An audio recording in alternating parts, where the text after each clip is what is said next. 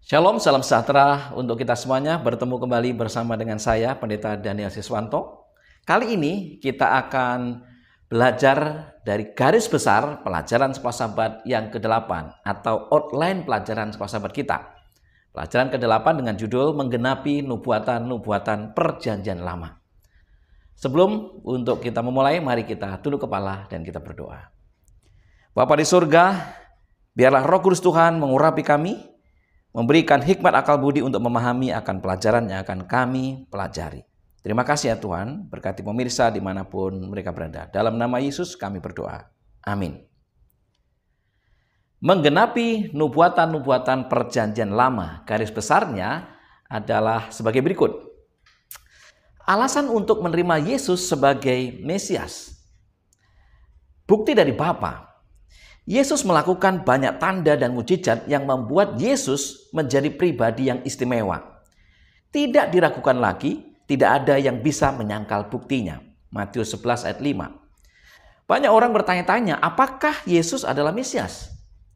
Saat ditanya langsung mengenai hal ini, Yesus menunjukkan semua tanda-tanda ini sebagai bukti persatuannya dengan Bapa dan bahwa Dia telah diutus Bapa.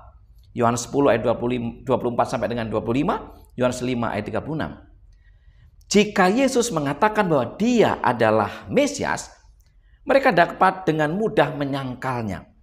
Tetapi bagaimana mungkin mereka dapat menyangkal tanda-tanda, perbuatan-perbuatan, dan mukjizat-mukjizat?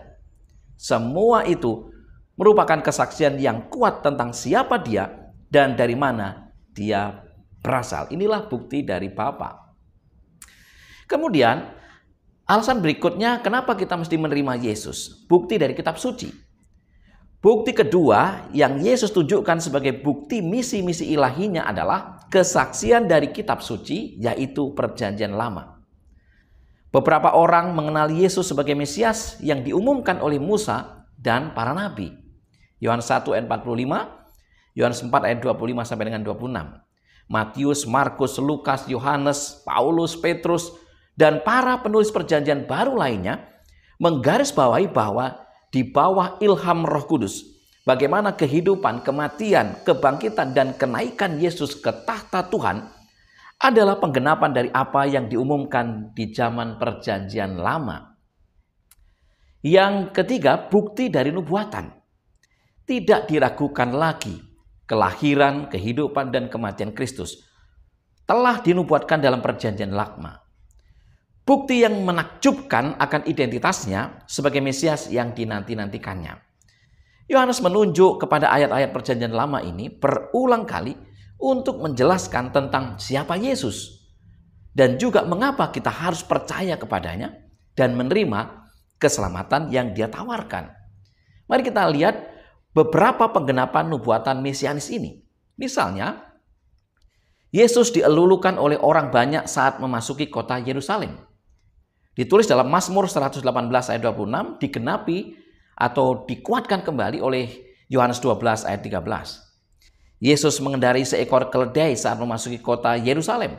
Zakaria 9 ayat 9 ditulis atau dikuatkan dalam Yohanes 12 ayat 14 sampai dengan 15. Pengkhianatan terhadap Yesus oleh seorang sahabat di perjanjian lama telah dituliskan melalui Mazmur 41 ayat 10 dan digenapi melalui Yohanes 13 ayat 18. Kemudian Yesus menderita luka parah melalui penyalipan.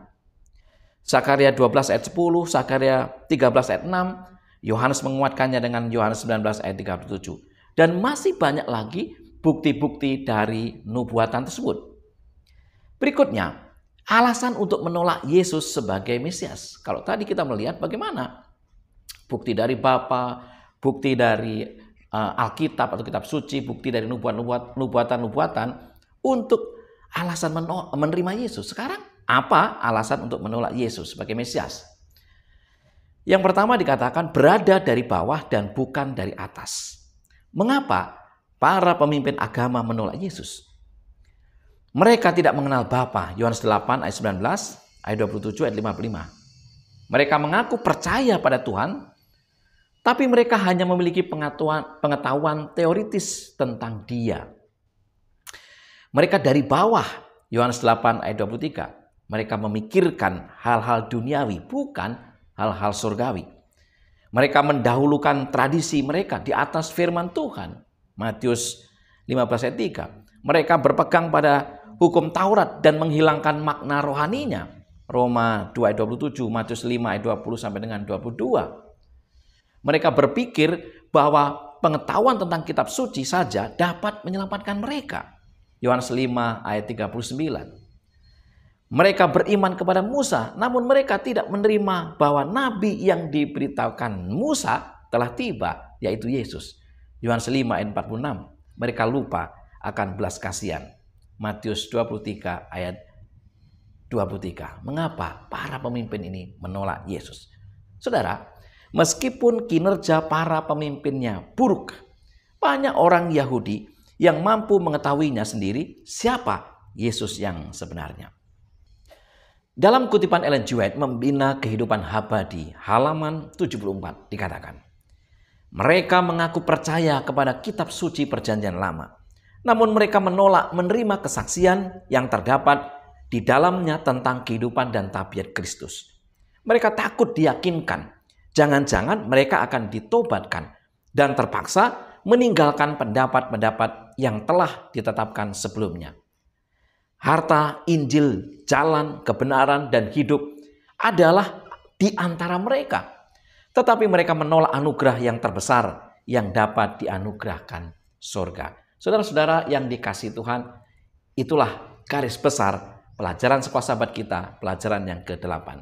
Menggenapi nubuatan-nubuatan perjanjian lama. Semoga ini membantu akan sedikit membuka wawasan kita tentang pelajaran ini. Mari kita tunduk kepala dan berdoa. Terima kasih ya Tuhan untuk segala berkat, pimpinan, penyertaan, bahkan pelajaran sekolah sahabat yang telah kami terima. Berkati agar kami boleh mengerti, memahami. Berkati seluruh pemirsa agar garis besar ini mampu membuka akan pelajaran ini lebih luas lagi. Dalam nama Yesus kami berdoa. Amin.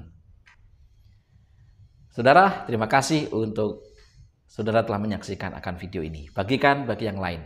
Dan tetap belajar sekolah sahabat secara utuh. Ini hanyalah garis besar. Tuhan memberkati kita.